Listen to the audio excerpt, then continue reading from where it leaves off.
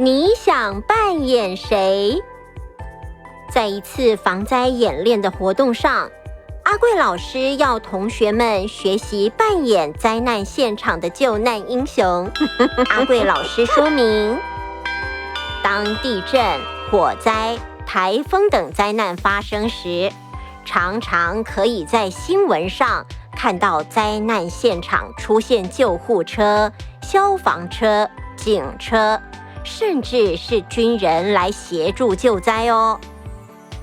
同学们聚在一起讨论谁可以扮演哪个角色。阿光第一个发表意见，他想要当维护秩序的警察。聪明细心的小草选择担任医护人员，紧急治疗受伤的患者。阿月拍拍胸脯大喊：勇敢冲入火场的消防队，就非我莫属啦！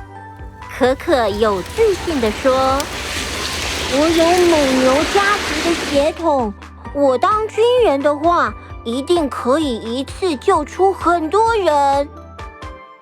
只剩下小雪还没决定好角色，她疑惑地问：这些工作好危险，又需要很大的力气，感觉都比较适合男生耶。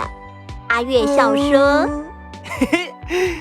对呀，可可也是女生，还说要当军人。阿光接着说：不然你们女生跟小草一起在救护站好了，女生就当护理师嘛。小草摇摇头说：不是只有女生才能当护理师啦，我有在医院看过护理师叔叔哦。可可手插在腰上，不太高兴地说：军人也不是男生专属，有女生自愿当兵啊。大家吵成一团，老师听到了，走过来向大家解释：其实这些救难人员的工作是不分男生女生的，只要受过专业的训练，不论你是哪个性别，都可以成为救难英雄哦。听了大家的建议，小雪想到要扮演谁了。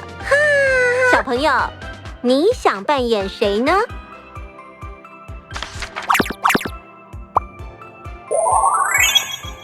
故事结束，太好了！想一想，在故事中，我们认识了各种救难人员，也知道这些工作是男生女生都可以做的。想想看，你想担任哪样的救难英雄呢？